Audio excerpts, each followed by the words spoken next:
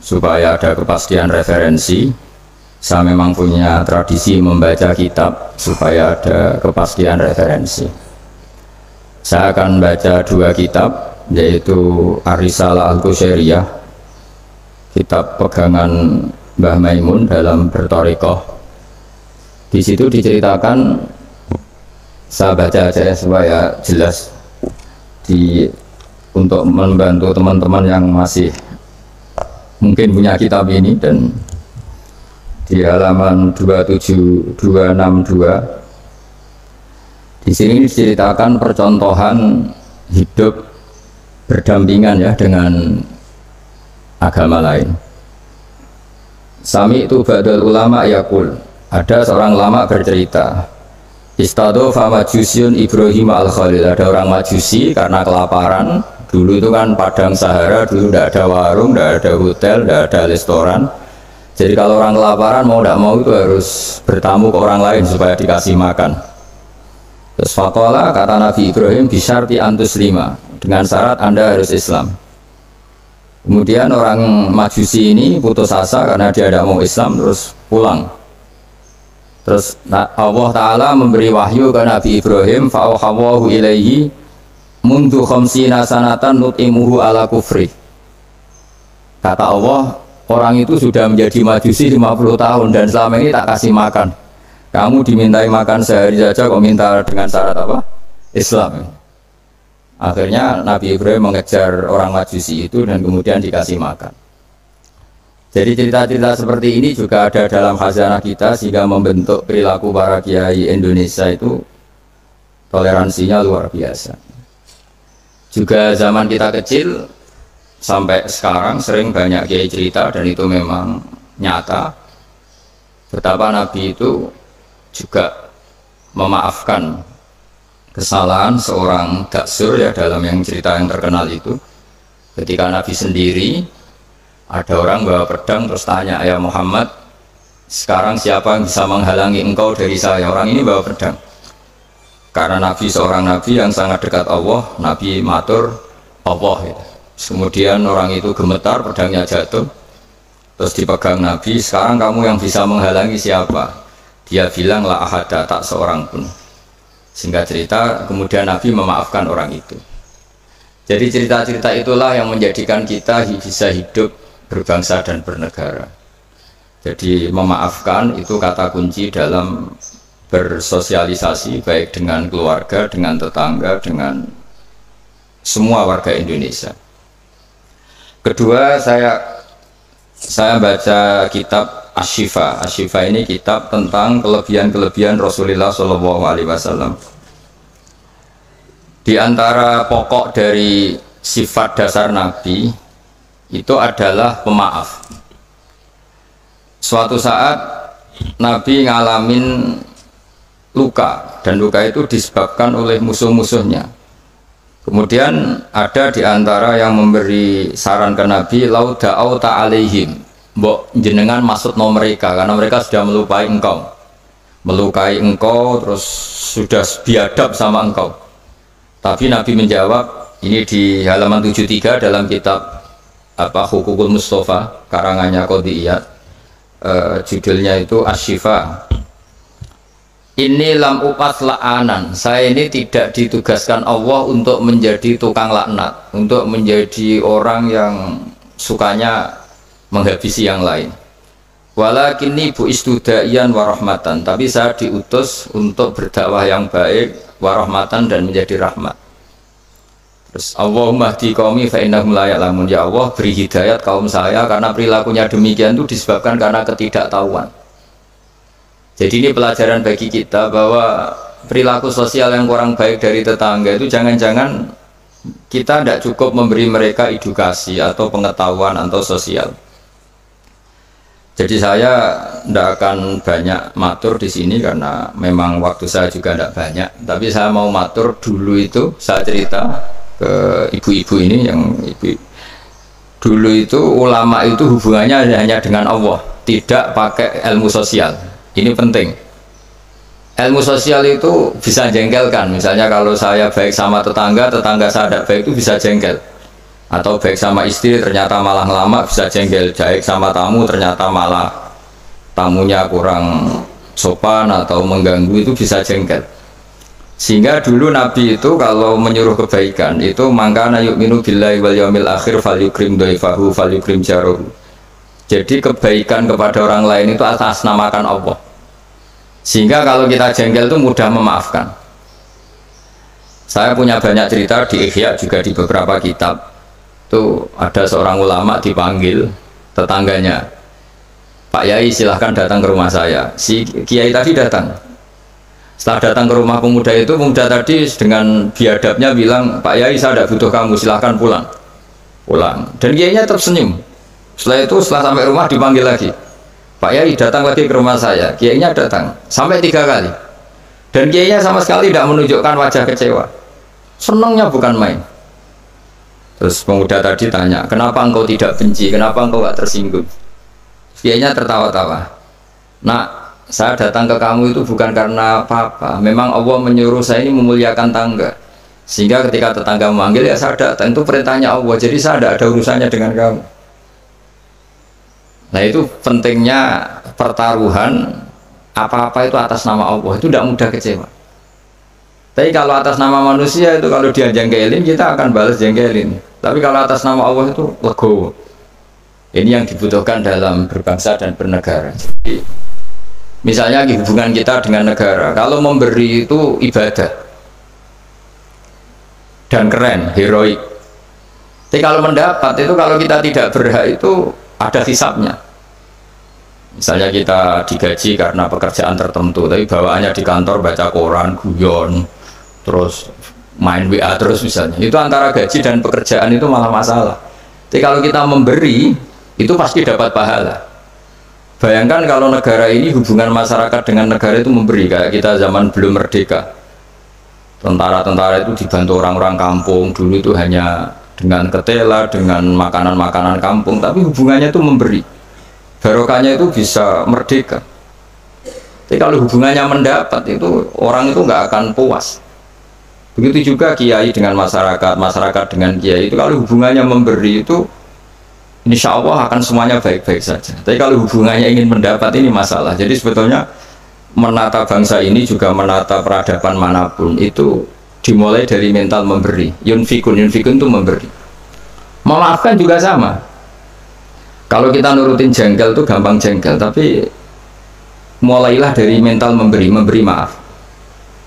Makanya Rasulullah itu ketika ada sahabat marah sama pembantunya, kata Nabi, marahnya Allah itu lebih dahsyat ketimbang marah kamu pada pembantu. Terus sahabat tadi tanya, lalu supaya Allah tidak marah ke saya gimana? Terus Nabi jawab, Allah takhdab, kamu sendiri jangan mudah marah.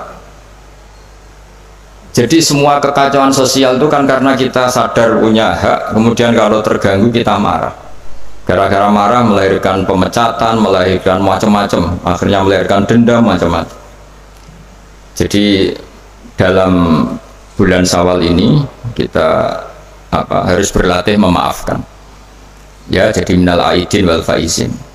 Saya beri beberapa contoh. Jadi tadi sudah contoh daksur, terus Nabi menjawab, saya tidak diutus Allah untuk sebagai pelaknat, tapi walakin bu'istu da'iyya wa rahmah. Terus ada lagi cerita tentang orang Badui. Orang Badui itu orang primitif yang kurang berperadaban. Itu datang ke Nabi kemudian memaki-maki Nabi, Muhammad engkau jadi pemimpin harus yang adil, nggak boleh tidak adil. Terus Nabi itu dengan senyum bilang, fama ya'dilu idzalam adil, lalu yang adil siapa kalau saya sendiri tidak adil? Padahal Nabi ketika dilihat tidak adil itu punya ilmu yang luar biasa. Tak beri gambaran begini, mungkin orang Indonesia tidak siap, tapi harus siap, dilatih supaya siap, apalagi ibu-ibu kayaknya agak siap. Nabi itu kalau ada orang sering memberi itu malah setelah Nabi kuat, zaman dulu kuat itu artinya memenangkan istilahnya pergulatan antara hak dan batil. Nabi setelah ngalami Fatu Mekah itu ya mapan. Itu yang biasa berderma, biasa ngasih itu nggak dikasih. Tapi yang orang-orang barusan masuk Islam, barusan jadi orang baik itu dikasih banyak. Nah tentu ini dipandang banyak orang itu tidak fair. Tidak fair itu Oh yang dulu berjuang mati-matian nggak dikasih, yang tidak berjuang kok apa? Dikasih. Itu dianggap nggak adil oleh pikiran ini. Tapi cara berpikir nubuah tidak seperti itu. Cara berpikir nubuah itu orang yang biasa ngasih negara, misalnya berjuang kemerdekaan atau berjuang membebaskan Indonesia dari penjajah, itu mentalnya memberi ke negara. Ya itu sama Nabi malah ya sudah, mental memberi itu mental terbaik, nggak boleh diturunkan jadi mental mendapat. Itu cara berpikir Nabi. Kan nggak lucu kan, orang dulu biasa memberi, lalu pas tua, pas mau mati mentalnya ingin mendapat. Kalau ndak geremeng, ini dari mantan heroik jadi mantan mantan heroik, terus sekarang mentalnya jadi sa'il, peminta-minta, itu kan ndak keren, turun derajat. Tapi kalau orang kan nggak terima, wong dulu zaman miskin sama saya, setelah kaya kok lupa saya. Sebetulnya ketika miskin kamu bantu temen, ketika kaya biar saja dia nggak bantu kamu, biar kamu ketemu Allah itu keren. Statusnya hanya membantu, bukan dibantu. Tapi ini insya Allah kayaknya banyak yang nggak siap. Jadi kalau kamu punya teman miskin, kok teman kamu jadi pejabat atau jadi orang kaya, biarin aja. Biar kamu tetap keren. Itu dulu tak bantu, sampai sekarang pun tetap tak bantu. Sekarang dia kaya, tidak minta bantuan saya, tapi saya tetap keren. Status membantu masih melekat. Tapi setelah kamu batalkan sendiri status Anda karena kamu minta-minta, kalau tidak geremeng, maka dari status membantu menjadi peminta. Itu nubuah ya namanya. Jadi nubuah itu pikiran yang super. Jika dan itu harus ditanamkan di hubungan kita dengan negara, dengan orang tua, dengan tetangga. Kalau bisa mental kita itu al-yadul ulya khairum minal yadis sufla, mentalnya memberi. Karena mentalnya memberi itu nggak gampang kecewa. Tapi kalau mentalnya tamak, didatangi bupati kok nggak ninggalin papa, didatangi gubernur pikirannya gitu, didatangi teman kaya begitu, ditandangin apa saja itu kecewa gara-gara punya keinginan yang macam-macam. Tapi kalau mental kita memberi, tersiksa kita kalau tidak bisa memberi ke negara, memberi apa saja, memberi ke negara ya ikut jaga stabilitas nasional, memberi ke tetangga paling tidak kalau tidak bisa bantu ya tidak ganggu, ya sudah seperti itu. Jadi memaafkan itu juga dimulai dari ilmu. Misalnya kita memaafkan teman padahal kita jengkel sekali, dan memaafkan itu ada pahalanya di sisi Allah. Susahnya apa? Kadang kita berpikir nggak, wah kalau tak maafin dia nanti kumoluhur, nanti sombong. Hubungan hidup kita ini dengan Allah, bukan dengan makhluk. Sama hubungan hidup kita ini dengan Allah, bukan dengan makhluk. Ya kayak tadi kiai tadi, nak saya datang ke kamu karena perintah Allah, tidak ada hubungannya dengan kamu. Kok kamu jengkelin kayak apa, saya tetap akan datang. Nah sama kita, baik sama anak juga perintah Allah, baik sama istri perintah Allah, baik sama tetangga perintah Allah. Sehingga nggak perlu dia dinegosiasi atau dipakai berbanding lurus dengan perilaku manusia. Kalau pakai itu Anda gampang kecewa. Kalau istri sedang ngambek, kamu ikut ngambek. Kalau tetangga sedang tidak baik, kita ikut tidak baik. Bisa kacau bangsa ini. Makanya diantaranya sifat dasar orang baik itu orang yang wadra'una bil hasanati sayyi'ah, orang yang selalu menanggapi keburukan itu dengan kebaikan. Ini cerita-cerita tentang kebaikan orang-orang dulu. Ketika akhirnya Rasulullah SAW memenangkan kota Mekah dan kota Mekah dikuasai, itu orang-orang yang dulu merangi Nabi, ingin bunuh Nabi, semuanya tuh takutnya minta ampun karena takut dibalas. Tapi kemudian Nabi ngendikan, ini halaman 75, ma taquluna inni fa'ilun bikum, apa pendapat Anda kira-kira apa yang saya lakukan terhadap kalian, karena kalian ini musuhi kita, ingin bunuh kita, dan dulu sangat biadab sekali. Ini pertanyaan Nabi ke orang-orang Quraisy, orang-orang Mekah. Itu jawabannya orang-orang Quraisy, orang Mekah itu, qalu khairan akhun karim wa ibnu akhin karim. Engkau tidak pernah saya saksikan lihat sebagai orang yang bengis, orang yang keras, sehingga kita santai-santai saja ketika engkau menang, karena engkau ini adalah akhun karim wa ibnu akhin karim, engkau saudara yang terhormat dan keluarga yang terhormat. Terus Nabi menjawab mereka, aku kama qala akhi Yusuf la tasrifa alaikumul yaum idhabu fa antumut tulaqa. Saya akan mengatakan ke kamu sebagaimana Nabi Yusuf kepada saudara-saudaranya. Kita tahu kan saudara-saudara Nabi Yusuf ingin membunuh Nabi Yusuf, dicemplungkan ke sumur. Apa saja yang sifatnya biadab pernah dilakukan semua sama saudaranya Nabi Yusuf. Jadi ketika beliau jadi raja di Mesir, semuanya bahkan dikasih fasilitas luar biasa, padahal mereka saudara yang sangat biadab. Dan itu pun yang dilakukan Nabi, niru Nabi Yusuf, atau istilahnya ya sama perilaku Nabi, la tasriba alaikumul yaum, saya menghadapi kalian kayak Nabi Yusuf menghadapi saudara-saudaranya, yaitu memaafkan. Terus izhabu fa antumut tulaqa, ya sudah kamu pergi saja, kamu akan terbebas dari tuntutan saya. Jadi ini cerita-cerita tentang betapa baiknya Rasulullah SAW, dan kebaikan itu pula yang harus kita tiru, yaitu dimulai dari memaafkan, wal afina anin nas.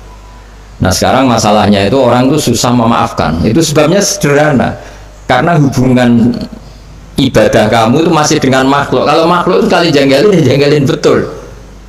Nah itu Anda berarti didikte oleh makhluk, didikte oleh manusia. Caranya gimana? Kita harus dilatih hanya didikte oleh Allah Subhanahu wa ta'ala, di mana Allah itu mendikte kita, mengarahkan kita, memandu kita supaya mudah memaafkan. Makanya hubungan dengan istri, dengan itu ya Allah bayangkannya gitu, wa ashiruhunna bil ma'ruf, kamu harus berkawan secara baik. Terusannya ayat fa in karihtumuhunna, jika suatu saat kamu benci sama istri kamu karena perilaku tertentu, fa asa an takrahu syai'a wa yaj'alallahu fi khairan katsira. Jadi bisa saja di watak yang kamu benci itu ada kebaikan yang banyak. Saya berkali-kali menyontohkan, misalnya punya istri sering marah itu bagus. Kalau istri kamu ramah, setiap lelaki disenyumin, yang pusing juga kamu. Jadi kalau marah itu kan nggak ada yang berani goda, itu saja begitu. Alhamdulillah. Meskipun ya kalau marah terus mungkin suaminya jantungnya terus mati, tapi kan ya maksudnya lihat sisi positifnya. Dulu lama itu begitu. Ada orang berteman sama-sama miskin, terus berteman lagi sama-sama kaya. Setelah sama-sama kaya, yang satu itu jatuh miskin, miskin sekali. Terus setelah miskin, teman-temannya nggak main ke rumahnya. Terus dia diprovokasi oleh orang sekelilingnya. Itu teman kamu yang kaya-kaya biadab sekali, setelah kamu miskin tidak ada yang jenguk kamu. Padahal yang miskin ini sudah jadi buruh boto atau buruh manol di pasar, buruh hamal ya. Terus dia mulai menggerundel, wah teman-teman saya ngawur sekali, setelah saya miskin tidak ada yang kesini. Datanglah seorang habib, orang alim, memberi nasihat, bagus gak kesini katanya. Terus kaget kan dia, kenapa? Coba kalau kamu jadi tukang manol gini, mantan bos, teman-teman kamu datang kan jadi tontonan, mendingan lupa. Oh iya iya kan, misalnya kamu miskin, terus teman-teman kamu tetap datang, pas buruh di orang, pas jadi kernet atau jadi pembantu, betapa malunya. Bagus mana ya? Bagus dilupakan apa bagus diingat? Bagus dilupakan. Jadi orang itu harus melihat sisi bahwa di balik kodok qadar Allah ini ada hikmah yang kita tidak tahu.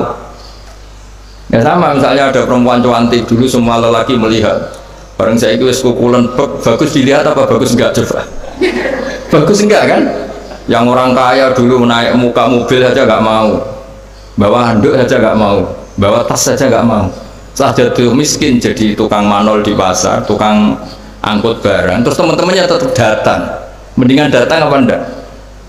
Enggak kan, daripada jadi tonton. Nah di sini tuh kearifan ulama, orang tuh harus dilatih. Makanya saya ini ditamani orang ya seneng, enggak ya seneng. Kalau ditamani seneng ya nambahi konco, enggak ya seneng, berarti dosanya enggak diganggu, semuanya tak anggap seneng semua hidup. Jadi apa ya, pokoknya semua yang dari awal itu asik, indah sudah. Saya kenal orang ya seneng, enggak kenal ya seneng, sudah sama. Karena Allah sendiri yang tahu hikmah itu. Makanya saya berkali-kali bilang, Imam Syafi'i itu orang, saya berkali-kali bilang, Imam Syafi'i itu bilang punya teman banyak ya enak katanya, karena dengan punya teman, ya teman sosial lah enak. Nggak punya teman ya enak. Itu saya berkali-kali cerita, ya Imam Syafi'i banyak orang tuh nggak seneng jenengan. Alhamdulillah beneran. Kenapa? Orang arah utang ya. Jadi kalau kamu nggak disenangi orang satu kampung tuh artinya mereka tidak akan utang kamu, pinjam mobil kamu, tapi nak seneng. Ribet kan? Jadi seneng ya ada hikmahnya, nggak seneng juga ada. Ada lagi yang lapor, Imam Syafi'i, orang yang tadi cium tangan anda, yang hormat anda, di belakang tuh ngerasani kamu. Jadi Imam Syafi'i, alhamdulillah, berarti saya wibawa, buktinya depan saya nggak berani kan? Jadi dianggap enteng saja. Jadi orang dulu itu segampang itu melihat fakta. Yaitu ilmu ini yang menjadikan orang itu tidak uring-uringan, karena ilmunya luas, nggak gampang ilmu. Jadi ya seperti ini, saya ini kan jam tidur saya kalau saya terganggu ibu-ibu, tapi anggap saja ini rumah umatnya Kanjeng Nabi. Setelah saya pulang tidak saya ganduli, nanti suaminya tersinggung kan, masa ibu-ibu gitu. Ya sudah, kalau mau pulang saja biar suaminya agak cemburu, malah ribet kan. Jadi dianggap enteng saja hidup oleh ulama-ulama dulu karena ilmunya cukup. Makanya Imam Abu Hanifah paling dikenang dalam makalah paling terkenal itu Allahumma, kata Imam Abu Hanifah ketika munajat sama Allah, ya Allah, mandoko bina sodruh falsuduruna ittasa'ati. Orang yang melihat saya itu nggak mampu sehingga dia mangkel, sehingga dia nggak bisa nerima sikap saya, tapi hati saya bisa memaklumi mereka. Misalnya kita kaya, top, banyak yang hasut, ya kita harus maklumi. Di mana-mana orang dihasut itu ya keren. Kalau kamu miskin yang mau ngasut itu siapa? Kalau kamu cantik dihasuti orang harus bangga. Kalau kamu jelek kukulan yang mau ngasuti itu siapa? Harus dimaklumi. Harus dimaklumi. Ya biasa aja. Ya kan? Misalnya suami jenengan kok sering melihat orang tadi harus dimaklumi. Memang suami saya normal. Karena suami sampai untuk seneng wong wireng, kukulan, keriting, welek. Ki bojoku iki waras ora kan mestinya. Ya tapi sampean nggak siap kan dengan ilmu-ilmu seperti itu. Jadi ya sudah biasa. Jadi memaafkan itu saya dimulai dari ilmu. Ilmu bahwa hidup kita ini hubungannya hanya dengan Allah Subhanahu wa Ta'ala. Dan Allah pula yang menyuruh kita mudah memaafkan. Tapi kalau Anda memaafkan berdasar hitung-hitungan sosial itu pasti sering tidak memaafkan karena mangkel. Mangkel itu ya mangkel dongkol kan, kita pernah dihujat, pernah dibully, pernah disakitin. Jadi kalau kamu ingat itu Allah Ta'ala menyuruh kita kebaikan dan Allah akan berjanji akan membalas orang-orang yang pemaaf. Insya Allah kamu akan menjadi ringan. Terus yang terakhir dawuh Imam Ahmad bin Hanbal, beliau pernah dipenjara, beliau pernah dicambuk karena kebenaran, demi kebenaran, tapi orang-orang ini semuanya dimaafkan. Ketika ditanya kenapa engkau maafkan ya Ahmad, nanti di akhirat itu ada pengumuman, siapa yang pernah memaafkan temannya muslim, temannya atau tetangganya, silahkan berdiri di atas mimbar ini.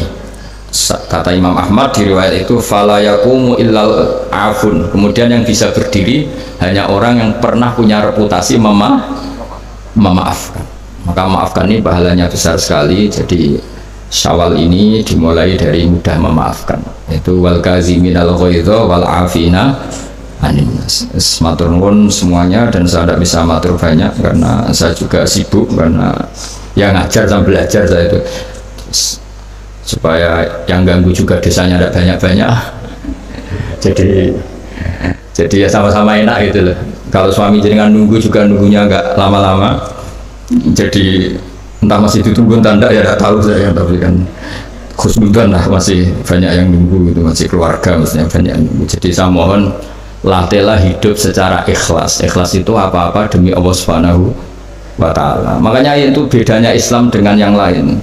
Maksudnya orang-orang ateis atau orang-orang yang tidak beragama itu hukum sosial kan segala-galanya.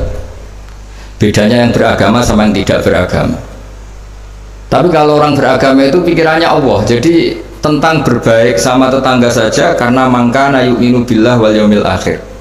Sehingga buat tetangga itu tidak balas baik, kita inginnya juga tetap baik karena berdasar perintahnya Allah. Mbok anak sampean beweling tetap ingin baik karena itu perintah Allah. Tapi kalau sampean berdasar manusia, lapo tak sangoni nakal, lapo tak api wong apik mbek aku, nanti kacau, bangsa ini bisa kacau karena semuanya didikte sesama makhluk. Makanya Islam itu mengajarkan apa? Kebaikan sosial pun karena berdasar perintahnya Allah Subhanahu wa Ta'ala.